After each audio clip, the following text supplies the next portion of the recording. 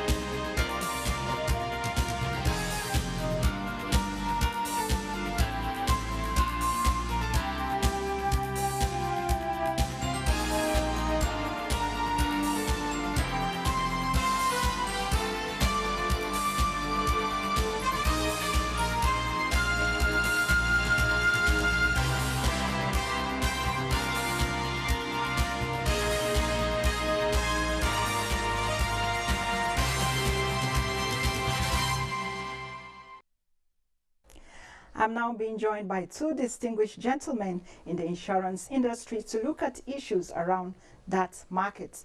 Polycarp Didam of Veritas Capital Assurance PLC, who is the MD and CEO of that PLC, is with us on Business Express. Thank you very much for coming on the program. Thank you for having me.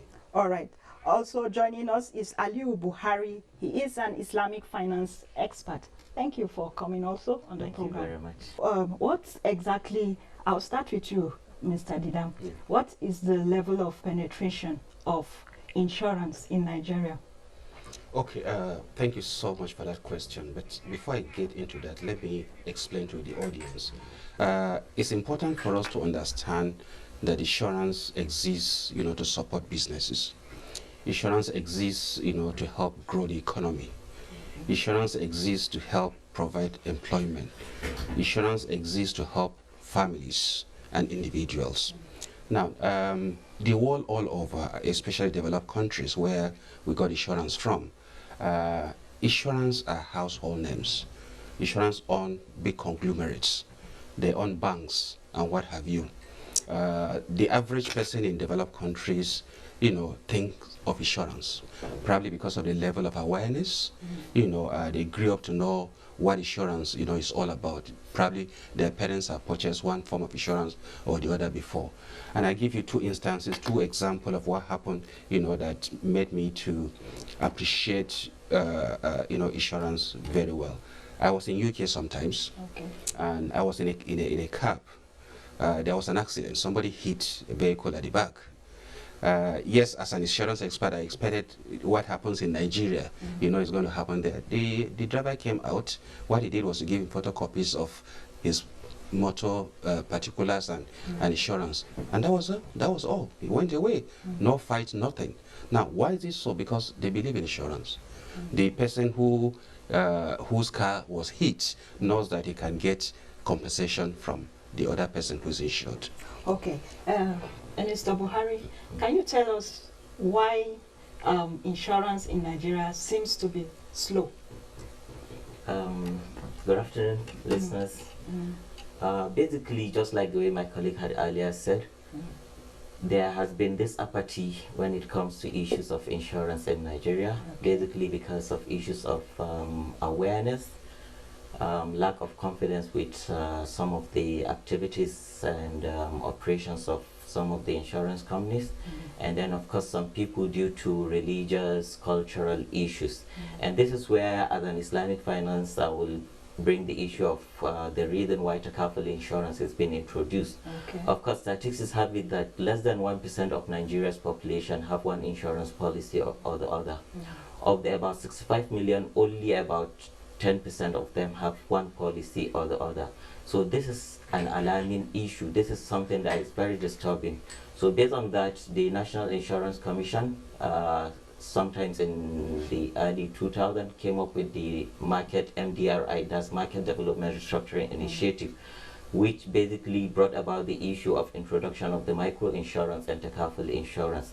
These are all efforts to see how to reverse that trend so that more people will be able to key into insurance services. Okay, so he talked about some of the efforts to you know, create more awareness. What else do you think needs to be done? Well, I think where insurance is growing, if you check out that government has also supported insurance. I'm not saying Nigerian governments are not doing that. They are doing that, but you see, the level of encouragement, you know, by other countries is very, very, very. I mean, insurance spend, if you consider in Nigeria, insurance spend by government is very low. If you go to developed countries, it's very high. They do this just to encourage insurance because they know the significance of insurance, you know, in that economy. We have done a lot. The industry, like you said, has been doing a lot. For instance, I'm sure you're aware there's a rebranding project going on in the industry, because one of the problems we discover is the issue of trust. People hardly trust insurance products and so on and so forth. And secondly, awareness. People are not even aware of what policies to buy. And I know the industry is doing quite a lot to be able to encourage that so that they can at least increase on the level of penetration. Now, it's unfortunate if you look at other African countries, just smaller African countries, the level of insurance penetration is higher compared to Nigeria. And I give you an instance. Ghana, our next door neighbors here, you know, insurance penetration is peaking at a faster rate than even Nigeria, Kenya, and what have you. So I think the industry is on the same page that we need to do something, you know, to improve awareness. Okay, he talked about trust. So what is the insurance industry doing to regain the trust of Nigerians, and to, especially, you know, people complain that laying claims to their insurance is usually difficult. Yes. So what is being done? For this issue to be addressed, the problem always starts right from the word go. Basically, from selling the product to the insurance public, a lot of knowledge and education and explanation needs to be done, so that people will really understand their policy and their policy documents and terms and conditions.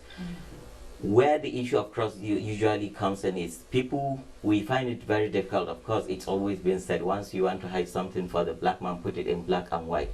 You give him his certificate, the policy document, all he does is to go and keep it. In the event of claim, that is where he begins to start looking for his insurance. And by the time you start giving him that he has violated this term or that condition, then he will feel he's not been treated fairly. So basically, if he had been informed, these are the terms and conditions of the policies, it gives him rest of mind that, okay, these are the only situations that I should be able to make a claim. And these are the terms, like issue of in motor policy, where you bring the issue of excess and so many other things, review of the claim submitted. All these issues, if they are clearly explained to the insuring public, they will have this confidence, and by the time the claims come, they will be more comfortable and be satisfied with whatever that will be offered to them. Okay, let's talk about the benefits of insurance. Given the socio-economic conditions in the nation right now, Yes. what do people need to know are those benefits of insurance? Why they need to, you know, take up insurance policies? To discuss the benefits of insurance, this is something that is too wide and Just we can, briefly. yeah. But basically, if you look at it, insurance, just like the way he said earlier, is trying to make sure that you are being put in your position before the incidents that had happened to you.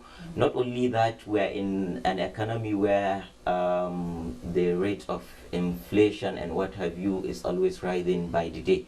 So by the time you have insurance policies, out-of-pocket expenses in the event of any, if you have a motor policy, will not come up, and then you begin to start looking helter-skelter, don't know what you will have to do. Unfortunately, I think, let me give myself a very a case study. Yes. I was at Onitsha 2 weeks back. On my way back, when the driver wanted to come and pick me from the airport, he had an accident. And you will never believe it, within a week, this issue has been attended and it has been settled. Wow. So if this is what all the insurance companies are doing, Yes. this will really give confidence to the members of the insuring public.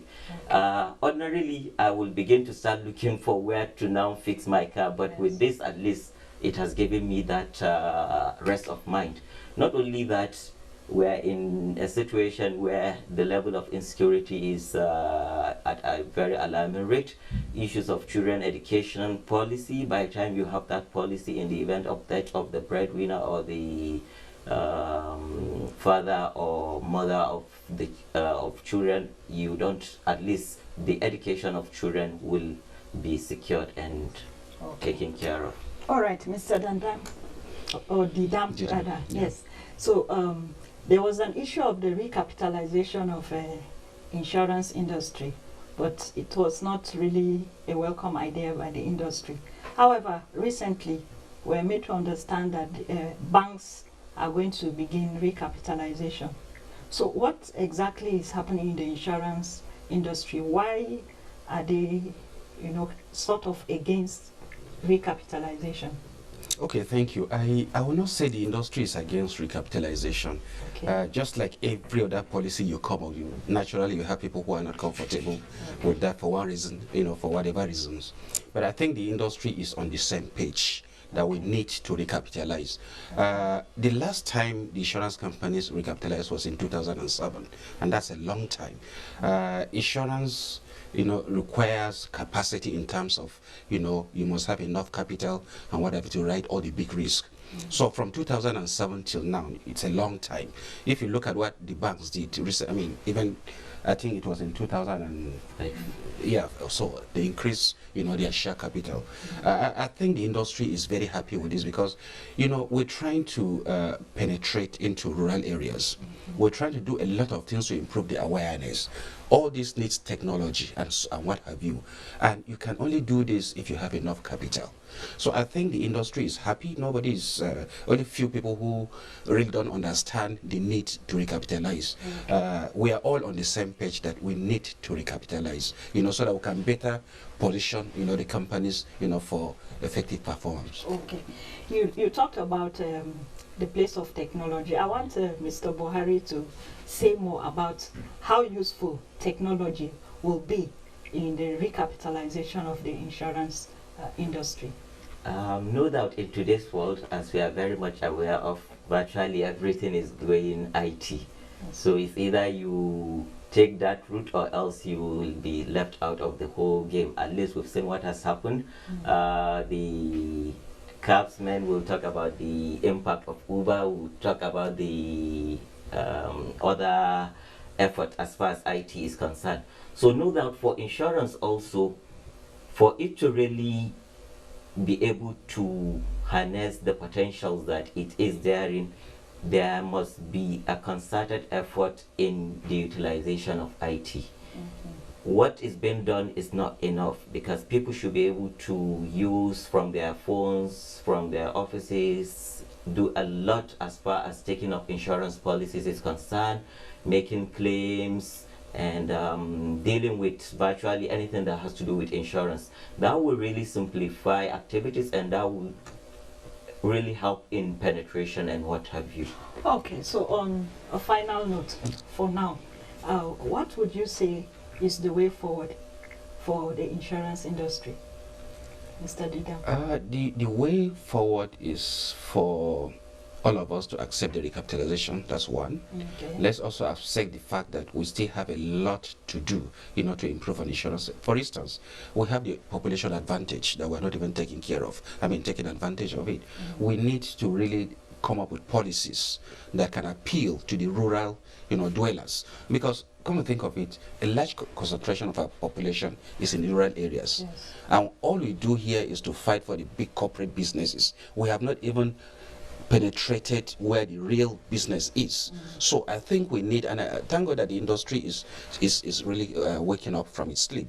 We need to really come up with policies that can appeal to generality of Nigerians, and then rebrand ourselves. All right, Mr. Buhari, the outlook for the insurance company, very briefly. Well, just like the way he said, there are a lot of potentials and opportunities. It's only that the insurance company needs to really sit down, go back to the drawing board, and see how they can position themselves appropriately so that they will be able to harness those potentials.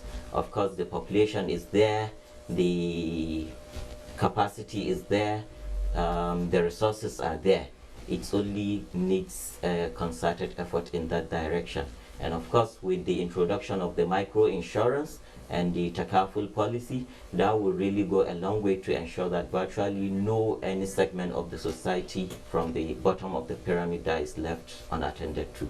Thank you very much, Mr. Aliu Buhari, for coming on the program. And then Mr. Polycarp Didam, who is the MD of Veritas Capital Assurance. Okay. So moving on, the NSE All Share Index closed the first day of trading in the month of July and the beginning of the third quarter in the year 2019 on a negative note. It depreciated by 1.18% to close at 29,614.61 basis points.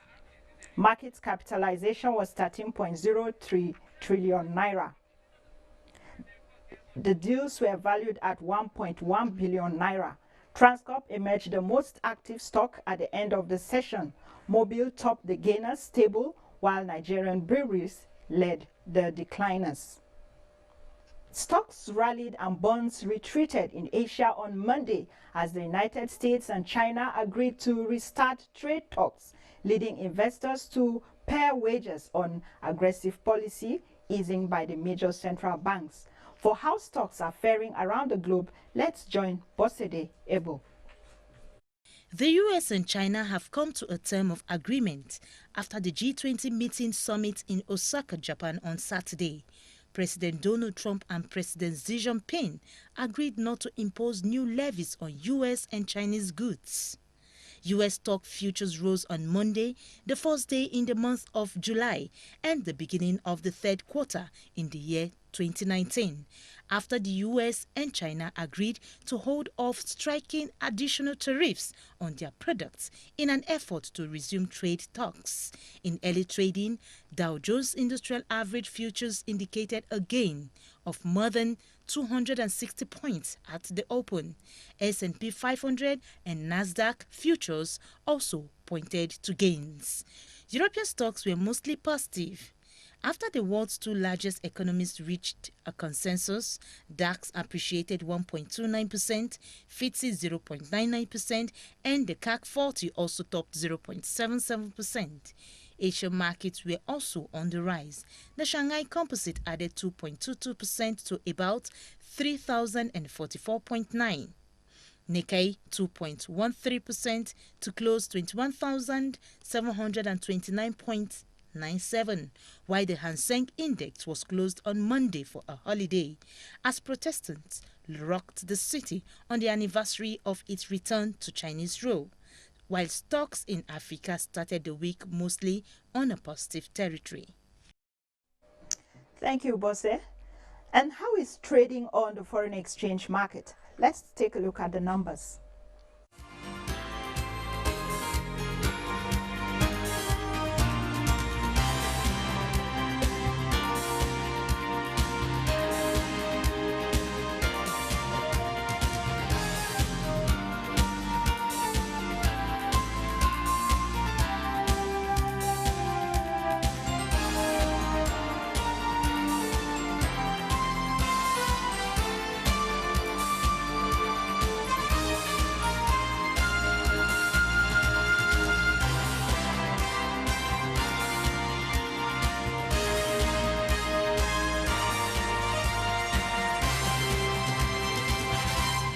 And that brings us to the end of this edition of Business Express. You can access all previous episodes on YouTube, and you can also communicate with us on Twitter, and the handle is @NTA News Now. The hashtag is BizX.